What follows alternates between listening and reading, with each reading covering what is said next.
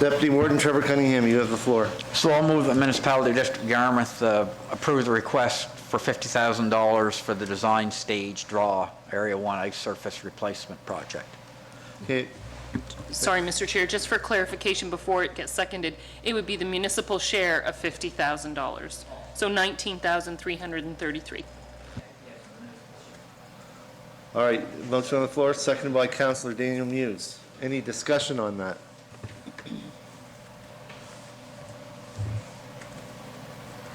Seeing none, all those in favor signify by saying aye. Aye. Opposed? Motion carried unanimously.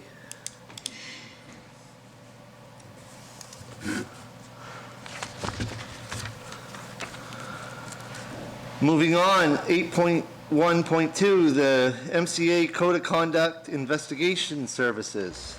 Madam CEO? Thank you, Mr. Chair. So this letter came in from one of the firms that is on the standing offer list for investigation services under the Code of Conduct that elected officials have to abide by in Nova Scotia. So my question was going to be for council. Currently, TMC is listed as the investigator for the municipality.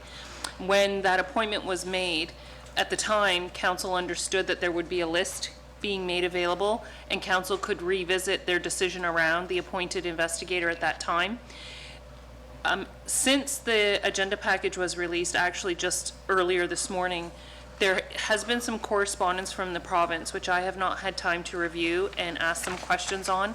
So I'd ask for leave of committee of the whole to add this to the next committee of the whole agenda and come back to it after I've had a chance to understand more about the correspondence from the province today. What is council's pleasure? Deputy Warden? Yes, I'll move that we table this item until the next committee of the whole meeting, until our CO has time to adequately prepare and receive the information that's required to discuss this matter further. Okay, motion on the floor, seconder. Seconded by Councillor Lauren Cushion. Any discussion on that? Seeing none, all those in favor signify by saying aye. Aye. Opposed? Motion carried unanimously.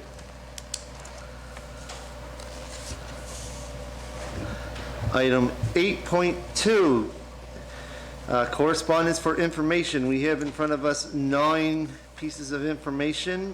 Beautification and streetscaping project. Inaugural arrival of the luxury French cruise liner, the Pontet, this October. Municipal affairs, fire records management system. Invitation to home hardware cutting ceremony. Invitation to Springfest. Invitation to Yarmouth Cadets 2025 annual review. Congratulations from the Accessibility Directorate. You also have in there 4 fire department annual reports from Lake Vaughan, Port Maitland, Lakes and District, and Carlton. And the last but not least, the Emergency Preparedness Week. Is there any comments? Councillor Phil Mooney. Yeah, on the first one, and then I'd like to make a comment on the inaugural arrival of the luxury French cruise line coming up this October. On the first one, to the CAO, is there anything that we have that is, as they say at the NSFM this time, shovel ready, or anything that we have in the queue that could qualify for this project or or this program on the beautification and streetscaping projects? So actually, and the correspondence was a bit confusing. So those 2 programs, beautification and streetscaping and the community works programs, are being what they call sunsetted. They're going to end. They're over. They're done. And so the money's going to be rolled into another program. And we actually have a project that we're implementing now that is under that program, and it's around the wayfinding for the Sanford Drawbridge and some assets like that. Okay, what about the question that I'm going to probably hear from my learned colleague right next to me is, under that, would there be any, you said wayfaring signage, would anything Port Maitland Beach related could be included in that? So that's not the municipality's asset. What we've done in the past on the Port Maitland Beach is worked with the province to improve the signage there. And again, so there's no more intake for this program, right? Yeah. Yeah. But there are other community development and economic development programs that are available around that. So we do not have anything shovel-ready in terms of the provincial beaches that we could pitch to the province to say, here are some mock-ups of some wayfinding and some information about services available at certain assets. Would you like to partner on this signage? We don't have any mock-ups or anything like that done. Okay, Yeah. thank you. And on, if anybody's got anything else on that one, I got something on the second one from, You still have the floor? okay, on the cruise ship one, over the last several years, I think since 2017, 2018, Yarmouth and Acadian Shores has been trying to get into the semi-cruise ship business. And with the COVID happening, like 19, 20, 21, 22, that was kind of put on hold. And then the cruise ship, we got Greg here, in the cruise ship industry, they don't go from year to year, they do multi-year level projects. So if they decide that they're going to come to Yarmouth, it might not be next year, but it might be in 3 years to get in the rotation. So we have 3 calls scheduled in 2025 from premium lines like Ponant and Silver Sea. And those have about 150 each crew on it, so 450 crew members over 3 visits. And the occupancy on the boats will be anywhere from 200 to 245.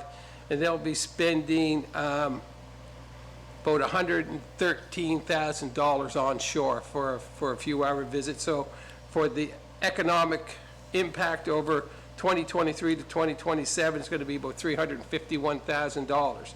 And in YES is also working with the Atlantic Canadian Cruise Association, the Cruise Canada New England Alliance, the Atlantic Canadian Opportunities Agencies, and also the YASTA is going to be participating in the Cruise Canada New England Conference coming up in 2025 in Halifax. And we're going to host 6 cruise executives, so that's different cruise lines, for destination tour showcasing Yarmouth ports, excursions, and community experiences. So they'll be coming down after their conference and being bused down here to Yarmouth to get a tour of the area. So it's a long haul. Neil and his group have been doing a great job, but it's not one of those ones where you get instant gratification. But with bringing those cruise executives here, the one that's coming here this fall, we're looking for long-term growth for Yarmouth as a luxury expedition cruise port. So that's just a couple things we can touch on, and I'd like to have maybe this fall have Mr. McKenzie come in and give an overview of Yarmouth and Acadian Shores and some of the services they've provided, and also some of the contacts they've made in the music industry and in the industry of events, because that is a competitive industry now, right? You're competing with lots of venues when you go, anything from the new place in Port Hawkesbury, New Glasgow, Yarmouth, Ameriplace in Liverpool. There's lots of places that are doing events now, and we have to get in on that, and we're doing a great job. But I'd like to have Mr. McKenzie come in a couple of months and give us an overview once they get settled in their new offices. Thank you, Mr. Chair. Are you going to make a motion? I'll make a That'd be motion great. that we invite Neil McKenzie from Yarmouth and Acadian Shores Tourism Association to come in and make a presentation to Committee of the Whole. Okay, a motion on the floor. Do I have a seconder? Seconded by, here we go again, Councillor Trevor Perry. Any discussion on that? Seeing none, all those in favor signify by saying aye. Aye. Opposed? Motion carried unanimously. Thank you, everyone, and my apologies, Councillor Perry. There's 2 Trevors in here, and I got to make sure that I don't try to slip up names like I've been known to do in the past. Right, Councillor Muse? All right, are you done, Councillor Mooney? For now. That's a loaded question, is it not? Councillor Jim Baxter. I have a couple things that I'd like to bring up. They're regarding the fire department annual reports. Not specific to the reports, but there were some concerns brought up at the ratepayers meetings at 2 of the fire departments that I went to, and they asked me to bring them forward to the group. Now, I don't know if I should have added them as an addition or just bring them up as a bullet point on the fire department annual reports, but I'll bring them up and you can tell me whether I'm right or wrong. So Lake George, one thing that they brought up was that they have tried twice to purchase fire trucks, and their bids were unsuccessful. So what they brought up was that quite possibly in the near future, some of their mutual aid neighbors may be replacing some fire trucks, and there might be something that they have that they can purchase to upgrade. So I wanted to bring that up as an issue or a point of interest. So really, I guess I'm thinking that any of the fire departments that respond in mutual aid should be checking into what their captains of the other fire departments need or want or don't have it, to see if they can help them. So I don't know if there's a motion there for a letter or if it's just a discussion point. So that's one. Okay. I might as well run through number two, and you can tell me where to go with this one. This one, it was a concern about civic signage and the lack of posting of civic signage. The point that was brought up was the possibility of whether the municipality could hire a student to do some posting of the shall mandatory civic signage that the fire departments are still having challenges in some locations of finding. So those are the 2 points, civic signage and redundant equipment, I guess. Madam CEO? Sure. I'll start with the easy one, civic Okay. signage. So it's probably time for a campaign again around civic signs. So they are required to be posted, and in the municipality of Yarmouth, we have very specific provisions on how and where. Every property owner who has a civic number assigned to the property receives one free sign, and then if it needs to be replaced, they do have to purchase that. So we have, over the last, probably 10 years or so, intermittently had pretty targeted campaigns around that, and we've never had a student in an enforcement role around that.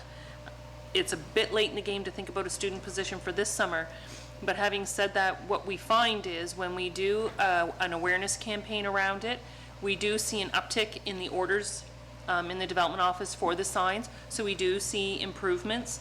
So we can absolutely do that. That's not a problem. We can do that, and we can think about a conversation with the fire chiefs when we get together with them around what can the municipality do to support the departments when they're responding in terms of the civic sign piece. We can have that conversation with them. Okay. And around the student, it wasn't as much an enforcement piece as it was offering to post them for people who can't post them themselves. Oh, I and- see, yep. Yeah. More of an awareness and an offer to put them up for the people who can't put them up themselves. Sure, got it. And then the second piece is around, so the purchasing of equipment. And Greg Shea is here, and he may have some information he wants to speak into this. So fire equipment, in particular trucks, are very expensive. And if you've got, let's say, a tanker truck at a department that is 20 years old, 25 years old, and you're retiring that truck, to purchase that same tanker truck today, they're made differently, they're a lot more expensive. So the municipality does provide the loan program. Having said that, it's each department's own decision on how much debt they're willing to carry when they need to purchase new equipment. Now, I do know that on some level, Yarmouth County Mutual Aid has an information sharing dynamic when equipment is being divested to let other departments know. How formal it is, I'm not sure, but we can certainly, again, when we meet with the chiefs, ask, is there anything the municipality can do to help with the information sharing? And there's also one more thing that's going to be thrown into the mix, is the fire services review being done by the province. So there may be new regulations that come with that, so we don't know what's going to become of that.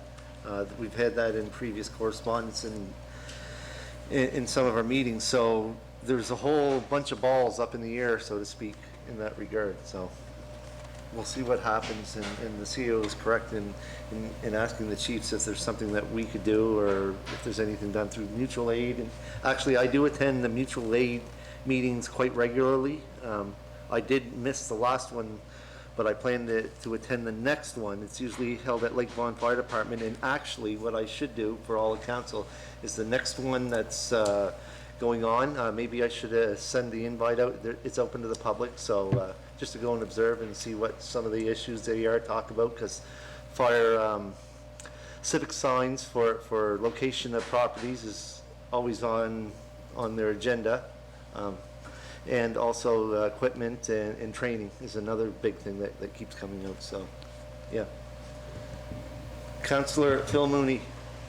Thank you, Mr. Chair, and maybe a question to the CAO. Councillor Baxter brought up about the fire equipment, the surplus fire equipment, and we're with the new fire services agreement, or what the province is going to undertake. I think that might be a good opportunity for the province to get involved on that side of it when it comes to equipment, because I think we had a discussion just a couple of minutes ago about there's going to have to be a minimum standard, so all the fire departments are going to have to meet a minimum standard probably under this new agreement, and surplus equipment like what might be owed to the city of Halifax or CBRM or the city of Moncton might fit perfectly in Lakes District, Port Maitland Fire Department, Lake George, you know what I mean? So Yep. I think that should be, are we going to have an opportunity as a municipality to have our say? So that might be one of the avenues that we take, the signage and the mutual aid capacity of all fire departments, especially in an area like southwestern Nova Scotia that's so diverse, right? That's right, and you know, the fire service review is gonna talk about, in addition to, you know, standards, it's gonna talk about levels of service. So where there are a number of fire departments, not everybody might have the newest toy, but everybody will have some level of competency, and then there'll be mutual aid agreements so that the gear, and that's happening now. I think the problem now is there's not a recognition about, I'll use Jaws of Life, for example. When Jaws of Life first became a thing, they were only in certain departments. They were expensive, they were, you know, you needed training to use them. Over time, more departments got them and more departments got them. So that was a level of service that one department was able to offer, but another wasn't. And so through mutual aid, you bring the service in if there's an event kind of thing. So I think the fire service review is going to talk about a lot more than equipment. It's going to talk about training, it's going to talk about health and safety, it's going to talk about support for firefighters if they have mental health situations as a result of responding to events. And yes, individual municipalities will be engaged, but also the NSFM and the Association of Municipal Administrators will be engaged. So there will be a voice around the table. Plus, the other thing I noticed, and the warden will know this better than myself, but I've had an opportunity to go to the Carleton Fire Department the last couple of weeks with their ratepayers meeting, and did Deerfield Fire Department, Valley District, is the amount of young volunteers that the fire departments have these days. And I looked at the rosters of the Port Maitland Fire Department and the one in Lake George and the one in Lakes District, is the amount of young people that are involved in volunteering for the fire departments is really impressive. Like, it's been good. And that's probably one thing that we have to our advantage over some of the other municipalities. Any more discussion on any of the items for information? If not, someone willing to make a motion to Receive and place on file. receive and place on file? So moved. And if you need help with some of those invitation ones, just pass it amongst yourselves, and somebody should be able to get there out of all of us. Yeah. Do I have a seconder? Seconded by Deputy Warden. Yeah, absolutely. Some of the discussion during our strategic planning was we needed to make sure that we had information on all the events and stuff that are going on. So what I've been doing, rather than quote unquote keeping them to myself, I'm making sure that they're on the agenda. So anytime I get anything, or if it's time sensitive, that between now and the next committee of the whole that you don't get it, you'll certainly be getting it from me. It's just an effort to try to get us all out to different communities and different community events. So there's a motion on the floor, discussion. Seeing none, all those in favor signify by saying aye. Aye. Opposed? Motion carried unanimously. Item number 9, old business, 9.1, legislative agenda amendments. Thank you, Mr. Chair. So council has undertaken some decisions recently that have triggered a few changes to your legislative agenda. So I wanted to bring that agenda forward to you for your review and request a motion to approve the amended agenda. So under the bylaw section, we'll be taking a look at the water upgrade lending bylaw to see what we can do to help support the water security piece. We brought the sewer bylaw before you. You've done first reading, and that was triggered through administration, so we wanted to record it on your legislative agenda. And then over on the second page in the policy section, we're going to take a look at the low-income exemption policy and talk about maybe an adjustment on the model there. So that's before council, committee, at the committee of the whole for recommendation to council. So, what is council's pleasure? Deputy Warden? Move that the municipality of District of Yarmouth move the amended legislative agenda 2526 to regular council for discussion, potential approval is circulated. Okay, a motion on the floor. Do I have a seconder? Seconded by Councillor Jim Baxter. Discussion on that. Seeing none, all those in favor signify by saying aye. Aye. Opposed? Motion carried unanimously. I keep thinking that that noise I'm hearing is my phone buzzing. Just, Or yeah, the boat, yeah, could be the maybe, boat. Mr. Chair, we should say, just for the people in the gallery know this, but maybe the people online, there's a lot of construction happening in the building, so there's all kinds of strange noises today. Especially coming from that side of the table. Sorry, Trevor, talking to you. Oh, God, here we go. All right, we'll move on rather than getting that discussion. Item number 10, new business, 10.1, the draft 2025-2026 operating budget. We have with us today Mr. Greg Shea and Angelique LeBlanc, who's going to go through that, the budget for us, and we'll see what happens. So what I'm going to ask either one of you to do is just hit the red button on your microphone, and I'll turn it on, and as soon as you're ready with that big, humongous binder you have in front of you, Angelique. We can do that page by page. Well, she would if council requests.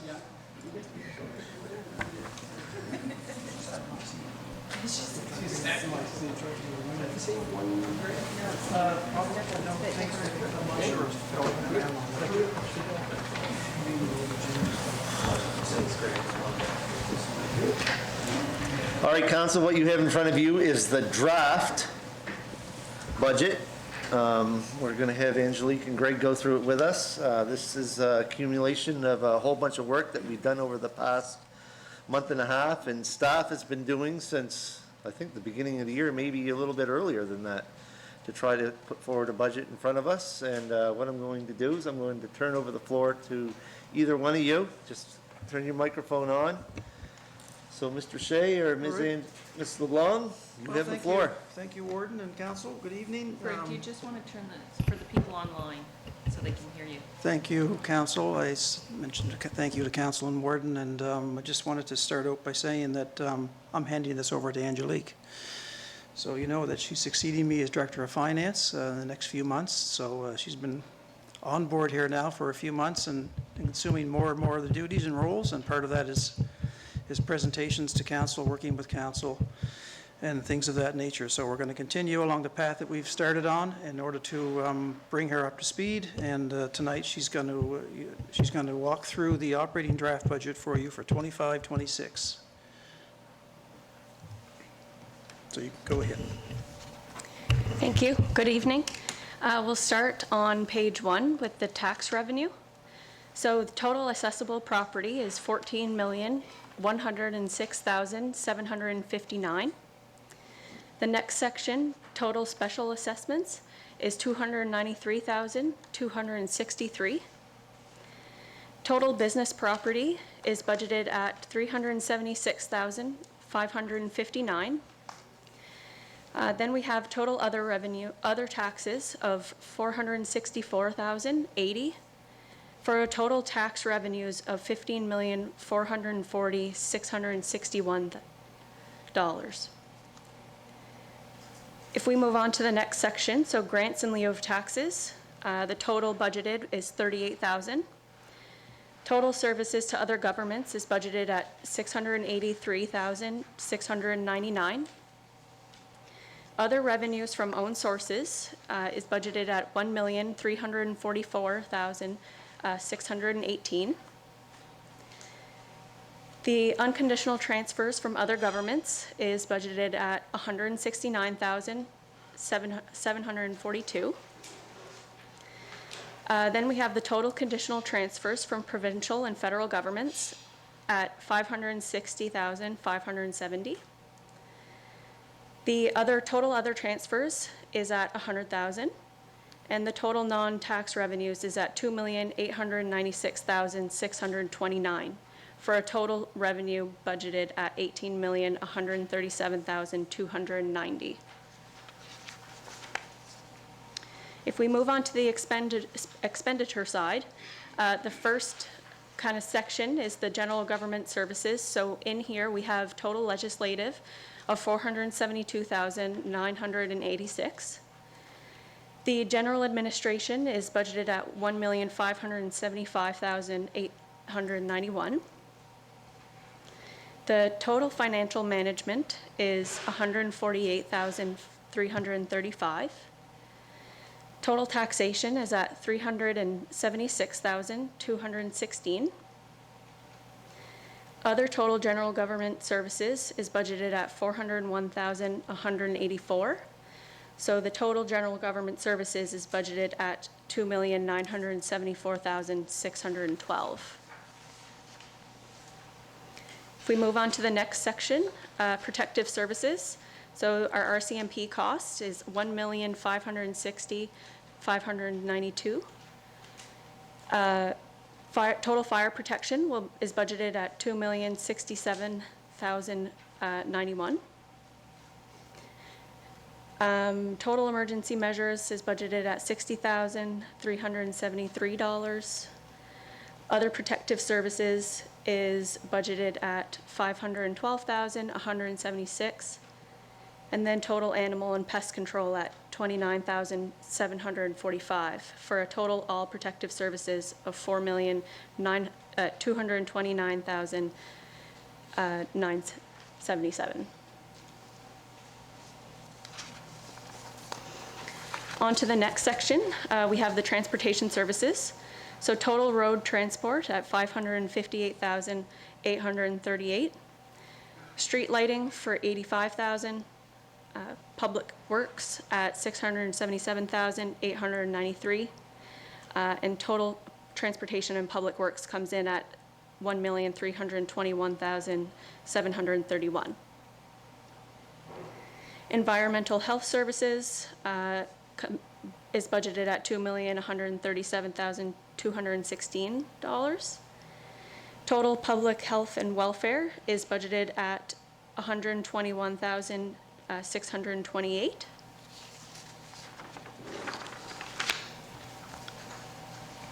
The next section is our environmental development services.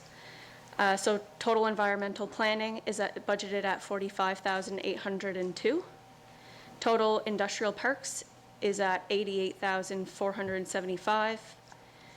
Then we have other environmental development services at $446,373.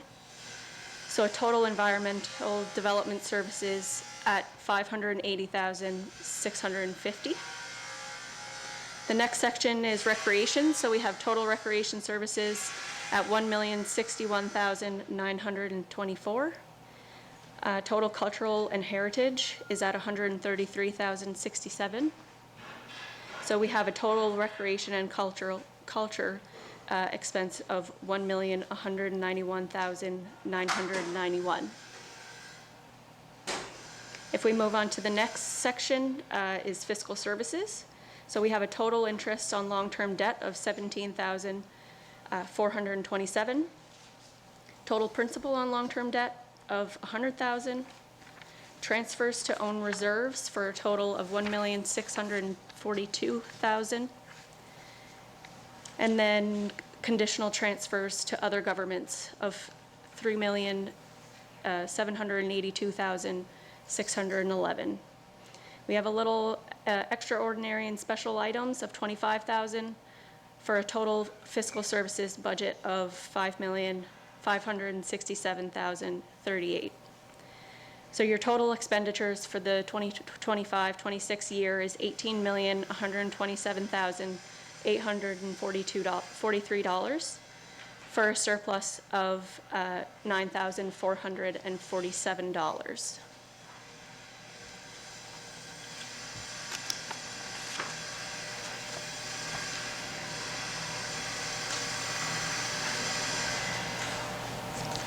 Any questions, comments from any council members? I will go back to item number, the RCMP cost, item 6098. I'm going to ask,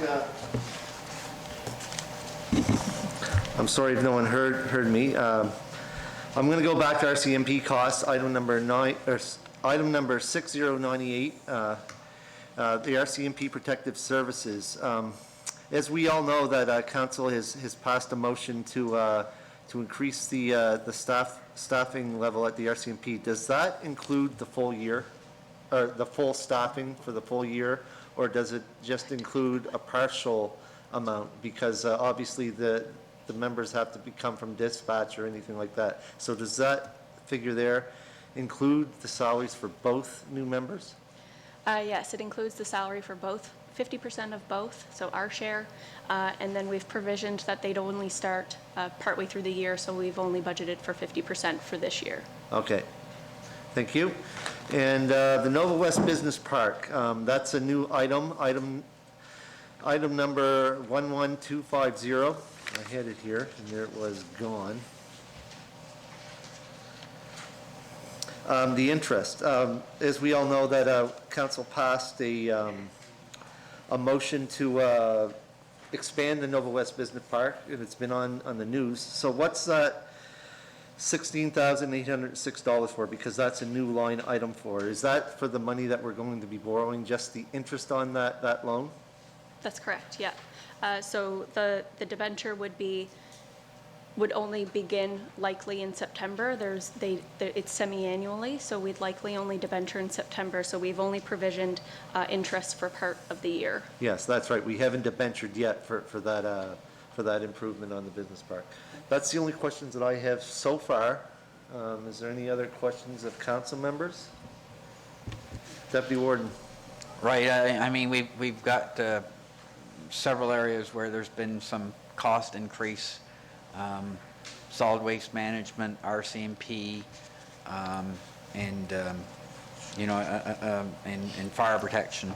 But having said that, I'd like to thank both of you for all the hard work and collegiality you've shown with one another and with us in preparing the budget. And if folks can see by Angelique, there's that huge binder. Those are all of the line items and all the detail that's sort of distilled down into this sort of brief draft of the budget that we'll be approving. So when members of the public come to ask us questions, we may not have all the answers immediately, because some of the answers are contained in the binder there, but we can always go to staff and get some additional detail if there are some questions coming out of our budget process and approval at the end of the day. So I'd like to thank you for that, and thank all the other councils around the table for our deliberations and getting to this point. So thank you.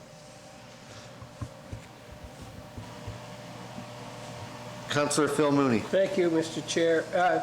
And Councillor Cunningham touched on a couple of things, and maybe the CAO or Greg or Angelique can just touch upon the garbage collection contract and what the difference is between the end of this contract and the start of the new contract, and with EPR, all the challenges that are going to happen over the next couple of years. But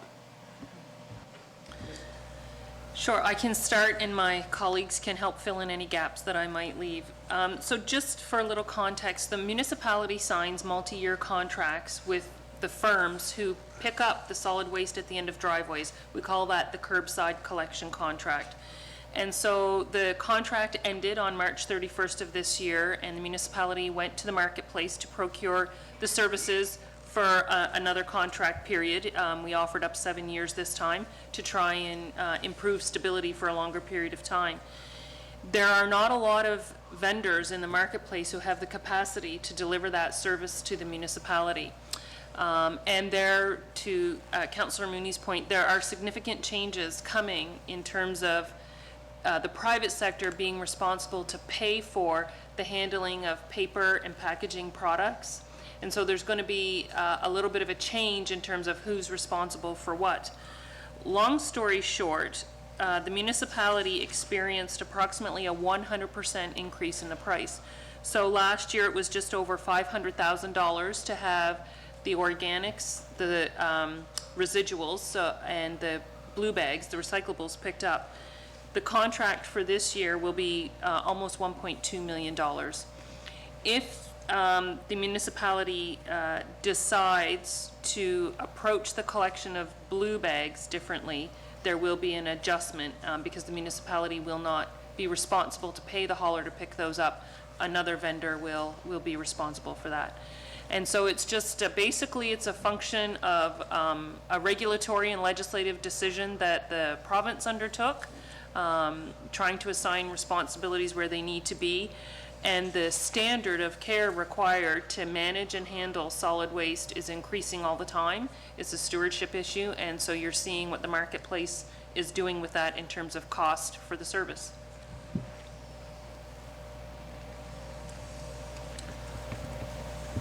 Councillor Muse. Well, thank you guys for doing this budget. I'm looking at the budget here, and I see that like our budget for 2025, 2026 is an additional of $737,883 over actual from this year, and you guys managed to keep this balanced with an increase of two particular things: fire service, RCMP and garbage pickup. The difference there was $851,196 with just those two items of an increase, but you guys only increased $737,000. So I think you guys did a great job budgeting this with allowing us to keep the commercial and residential rate at status quo. So I want to say kudos to you guys and to all the staff and councillors for the hard work they've done here. So thank you. Councillor Philman. I think, Mr. Chair, I'd like to make a motion that we send the draft budget for 2025, 2026 to regular council, please.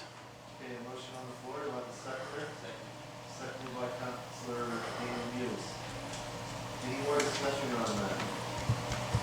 Once we pass the motion, I just have one comment. Yep, go ahead. That's all right? Oh, you want me to say it before we pass it? If we don't pass it, my comment's going to be, it won't make any difference. Is there any No. other comments on the motion on the floor?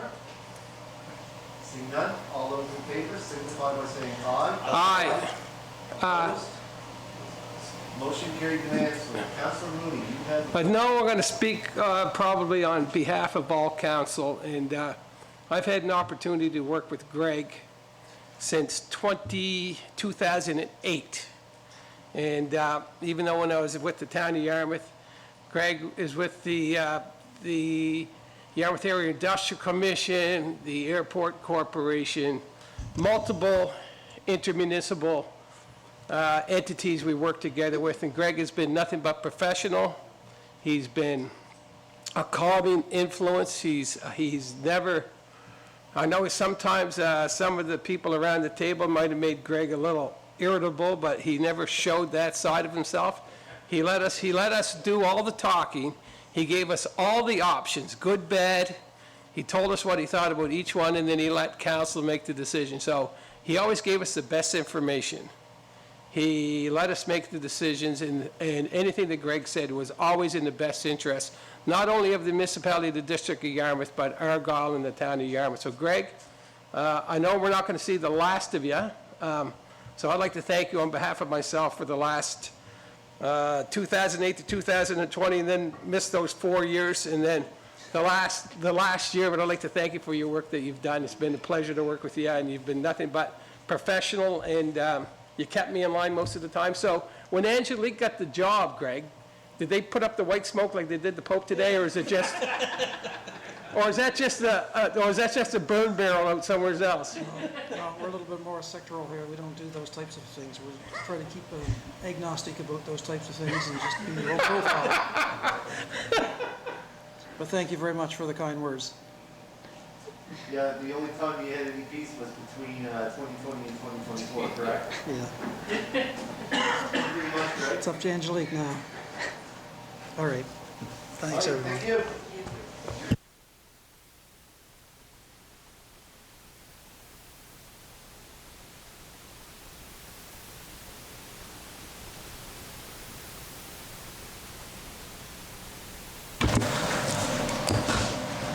I didn't have my microphone on, so no one heard what I said, Phil. It was all good.